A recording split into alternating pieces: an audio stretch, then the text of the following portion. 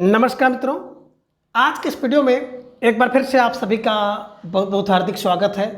हम आशा करते हैं कि आप सभी स्वस्थ होंगे, मस्त होंगे और पूरी तरह से अपनी तैयारी में व्यस्त होंगे। तो मित्रों, आज के इस वीडियो में हम हिंदी साहित्य से संबंधित कुछ महत्वपूर्ण और संभावित प्रश्नों को व्याख्यात्मक तरीके से हल करेंगे और उसके साथ ही ट्रिक की सहायता से याद करने का भी प्रयास करेंगे। तो हम आशा करते हैं कि वीडियो आप सबके लिए बहुत ही महत्वपूर्ण होने वाला है, इसलिए इस वीडियो को आप लोग अंत तक जरूर देखें। चैनल पर नए हैं तो चैनल को सब्सक्राइब कर लें और इसके साथ ही अगर आपको थोड़ा सा भी उचित लगे तो इस वीडियो को अपने जो परिचित लोग हैं उनके पास भी शेयर करें। तो इसके पूर्व की वीडियो में हम लोगों ने कुल 50 प्रश्नों को देखा था, तो आज के इस वीडियो में उसके आगे के प्रश्नों को हम लोग जानेंगे। तो जैसा कि स्क्रीन पर आप देख पा रहे हैं, यह प्रश्न संख्या 51 कि अरुण यह मधुमेह देश हमारा गीत के रचयिता हैं, ये जयशंकर प्रसाद, बी निराला, सी पंत या फिर डी दिनकर। तो धीरे धीरे ढेर सारे भाई बहनों ने बड़े तेजी के साथ और बड़ा सही जवाब दिया कि सर विकल्प ए को लॉक किया जाए। विकल्प ए Jaishankar Prasad is right answer, है ना। देखिए, अरुण ये मधुमेह देश हमारा है किसका गीत है? जयशंकर प्रसाद का है, ध्यान में रख लीजिएगा। ठीक है, चलिए। अब संख्या 52 है कि बीती विभावरी जागरी गीत किस कवि का है? ये प्रसाद, बी महादेवी, सी माखनलाल चतुर्वेदी या फिर डी हरिवंश राय बच्चन। तो बीती विभावरी जागरी सब लोग जान रहे हैं। अब विकल्प ये प्रसाद जी की पंक्ति है, ध्यान में रख लीजिएगा कि बीती विभावरी जागरी प्रसाद जी के गीत है। ठीक है, चलिए। अब संख्या 53 है कि ये 16 की प्रतिध्वनि कविता प्रसाद के किस काव्य ग्रंथ में है? ये 16 की प्रतिध्वनि कविता प्रसाद के किस काव्य ग्रंथ में है? ये कह रहे हैं कामायनी में, बी आंसू, सी झरना, डी लहर। जवाब आप सबको देना है कि ये 16 की प्रतिध्वनि किस में होगा। देखिए, ध्वनि कब होती है? लहर जब आती है तो ध्वनि होगी। तो ये ध्यान में रख लीजिएगा कि जो है ना लहर है प्रसाद जी का एक काव्य ग्रंथ है, उसी लहर से ये 16 की प्रतिध्वनि कविता ली गई है, ध्यान में आप रख लीजिएगा। ठीक है, अब दिमाग में कैसे बैठाएंगे? तो देखिए, जब ध्वनि आती है ना तो लहर होती है, तो लहर में 16 ध्वनि आदि सब आते हैं, इसे ध्यान में रखिएगा।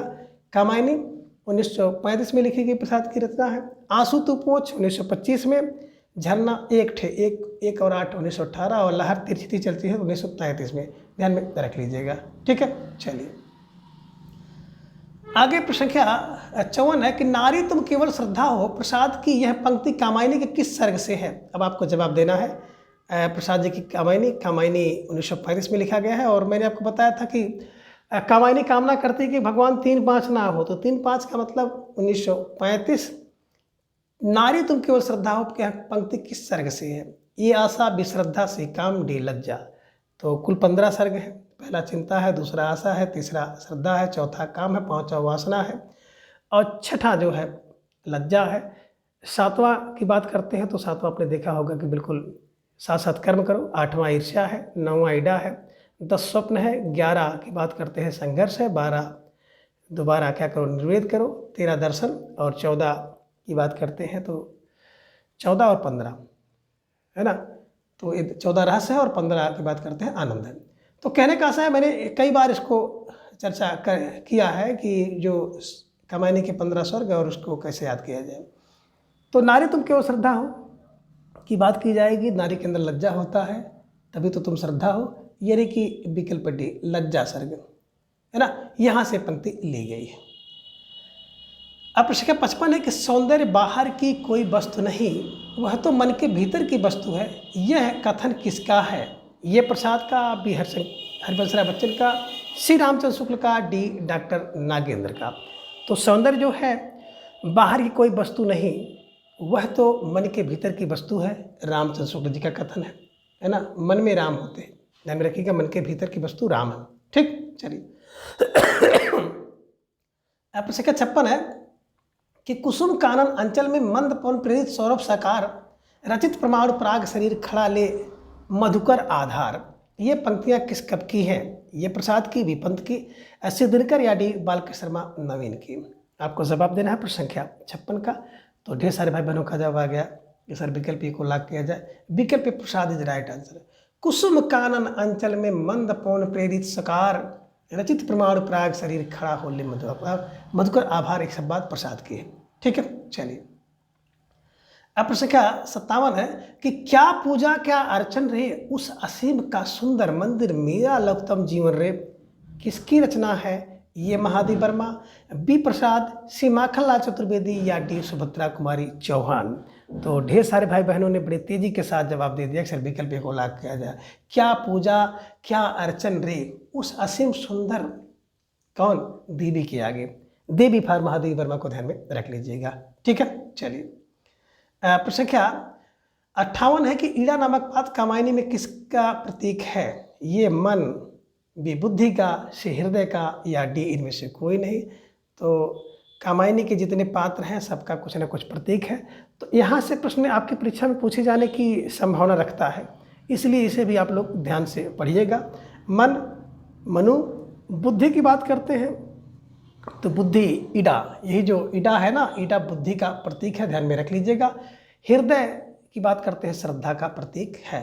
ठीक है, चलिए अब प्रश्न संख्या 59 है कि मन को किसका प्रतीक बताया गया है या किसका प्रतीक माना गया है? ये हृदय, बी बुद्धि, सी मन, डी जीवात्मा। तो अभी इसकी चर्चा हो चुकी थी और आपने जवाब भी दिया कि सर विकल्प सी को लाग किया जाए। जो मनु है वो मन का प्रतीक है, विकल्प सी मन इज राइट आंसर। प्रश्न संख्या 60, कामायनी में किस दर्शन का प्रतिपादन किया गया है? ये शाक्त, बी बौद्ध, सी शौड और डी आद्वैत दर्शन। तो 60 का जवाब आया कि सर सी को लाग किया जाए, सी शैव दर्शन है, ये ध्यान में आप रख लीजिएगा। ठीक। अब प्रश्न संख्या 61 है कि इनमें से किस काव्य ग्रंथ में प्रतिविज्ञा दर्शन की परिभाषिक के शब्दावली का प्रयोग मिलता है? ये परिमल, बी कामायनी, सी आंसू, डी यामा। तो 61 का जवाब भी बहुत तेजी के साथ आ गया कि सर विकल्प बी को लाग किया जाए, कामायनी 1935 में लिखी गई प्रसाद जी की रचना है। तो कामायनी कामना करती भगवान 3-5 ना हो, आंसू तू पोछिए, आंसू तू पोछ 2-5 1925, यामा 1940 और परिमल की बात करते हैं तो मलमल परिमल 1930। विकल्प बी इज राइट आंसर। अब प्रश्न संख्या 62 है कि श्रद्धा और मनु अर्थात मनन के सहयोग से मानवता का विकास रूपक है तो भी बड़ा ही भावमय और शालग्य है, यह कथन है। अब किसका कथन है कि श्रद्धा और मनु अर्थात मनन के सहयोग से मानवता का विकास रूपक है? ए आचार्य नंदुलाल वाजपेयी, बी प्रसाद, सी रामचंद्र शुक्ल, डी डॉक्टर द्वारिका प्रसाद सक्सेना। तो 62 का जवाब भी अब धीरे धीरे आगे अक्सर विकल्प बी को लाग किया जाए, विकल्प B Prasad is right answer. ठीक है, चलिए प्रश्न का 63 है कि समर्थ थे जड़या चेतन सुंदर साकार बना था, चेतना एक विलसती आनंद आखंड घना था। ये पंक्तियां हैं किसकी हैं? आपको जवाब देना है। ये प्रसाद की, विपंत की, सिनिराला की, डी महादेव वर्मा की। तो 63 का जवाब आ गया, अक्सर विकल्प को लाग किया जाए। प्रसाद की पंक्तियां हैं, ये ध्यान में रखिएगा कि समर्थ थे जड़या चेतन सुंदर साकार बना था।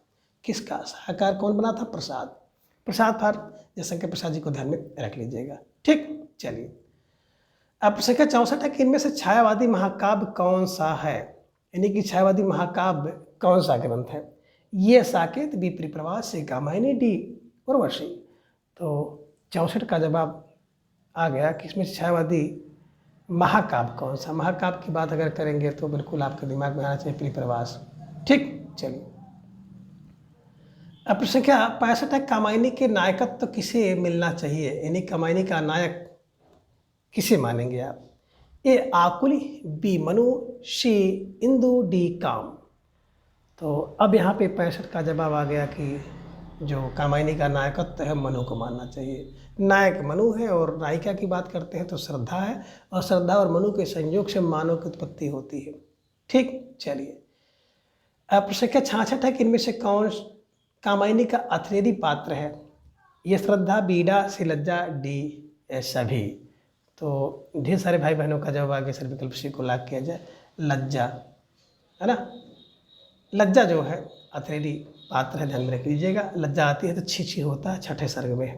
ठीक, चलिए अब प्रश्न संख्या 67 है कि कामायनी में श्रद्धा को किसकी पुत्री माना गया है? ये काम की, बीरति की, सी गंधर्वों की, डी ए और बी दोनों की।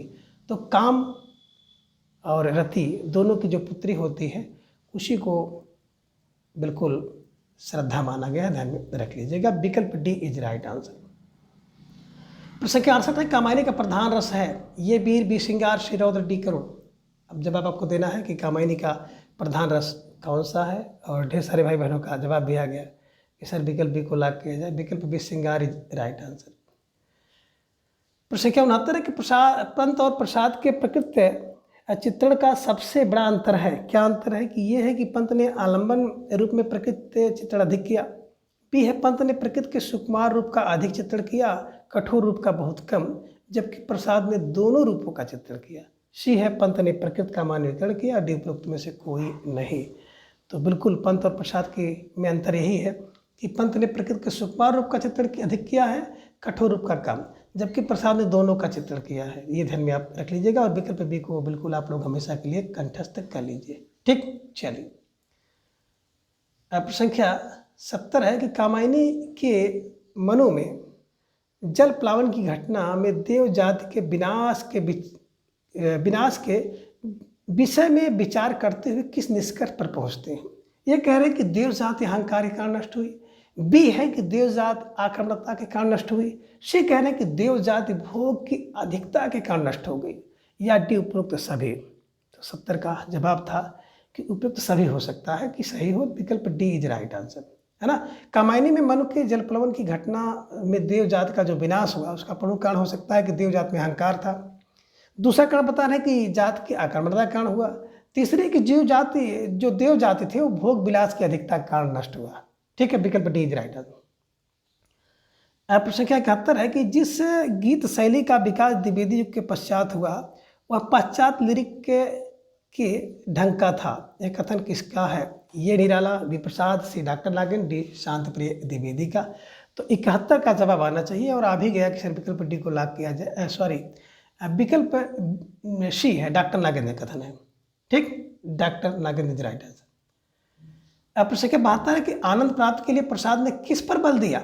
ये हृदय और बुद्धि की समरसता पर, बी इच्छा ज्ञान और क्रिया की समरसता पर, सी है कि सुख और दुख की समरसता पर, डी उपयुक्त सभी पर। तो 72 का जवाब चाहिए और ढेर सारे भाई बहनों का जवाब आ गया, विकल्प डी को लॉक किया जाए।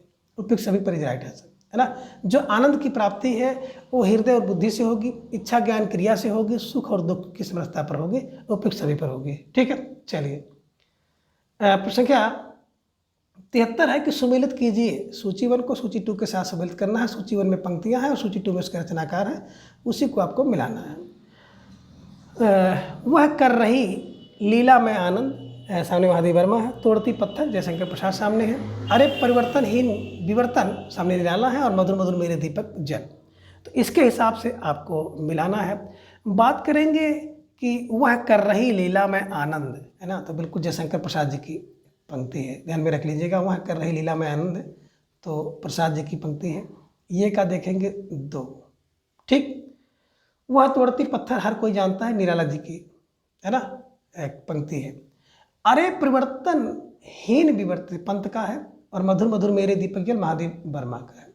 इसके हिसाब से आप देखेंगे तो बिल्कुल 2, फिर 3, फिर 4, फिर 1, 2, 3, 4, 1 यानी कि विकल्प बी इज राइट आंसर। तो जिन भाई बहनों ने विकल्प बी का चुनाव किया था बिल्कुल सही जवाब। बेहद तैयारी आप सबके यहाँ पर दिख रही है, निश्चित रूप से आप सब बधाई के पात्र हैं। प्रश्न 74 है कि पतझड़ था पतझड़ या झाड़ खड़े थे सूखी सी फुलवारी में, किसलय नव कुसुम बिछाकर आए तुम इस क्यारी में। ये पंक्तियाँ प्रसाद किस काव्य ग्रंथ की हैं? ये कामायनी, बी आंसू, सी झरना, डी लहर। तो धीरे धीरे ढेर सारे भाई बहनों का जवाब आ गया कि सर विकल्प ए को लॉक किया जाए। विकल्प कामायनी इज राइट आंसर। प्रश्न 75 है कि सायकत सैया पर दुग्ध धवल तनवंगी गंगा ग्रीष्मल लेटी है श्रांत क्लांत निश्चल। इस पंक्ति में कौन सा अलंकार है? एक रण्यो, पिंदर्शना, सीमानुकरण, डी विशेषण विपर्य। तो बिल्कुल सैया पर दुग्ध धवल तनवंगी इसे मानवीकरण अलंकार है क्योंकि मानव के क्रियाकलापों का वर्णन किया गया है, ये ध्यान में रख लीजिएगा। ठीक, चलिए प्रश्न 76 है कि आचिरता देख जगत की आप, शून्य मरता समीर विश्वास, डलता पर तो पर चुपचाप, ओस के आंसू नील आकाश। इन पंक्तियों में किया गया प्रकृति चित्रण किस प्रकार का है? एक अलंकार रूप में, बी उद्दीपन रूप में, सी कह रहे हैं कि मानवीकरण के रूप में, या फिर डी संवेदनात्मक रूप में। जवाब आपको देना प्रश्न संख्या 76 का। तो ढेर सारे भाई बहनों ने विकल्प डी का चुनाव कर दिया कि सर विकल्प डी को लॉक किया जाए, संवेदनात्मक रूप इज राइट आंसर। ठीक है, चलिए अब प्रश्न संख्या 77 है कि कविता करने की प्रेरणा मुझे सबसे प्रकृति निरीक्षण से मिली, है ना। कह रहे कविता करने की प्रेरणा मुझे सबसे प्रकृति निरीक्षण से मिली, यह कथन किस कवि का है? ये दिनकर, बी निराला, सी पंत, डी प्रसाद का। तो 77 को सब लोग जाने प्रकृति पंत को, पास से पंत, पास से प्रकृति।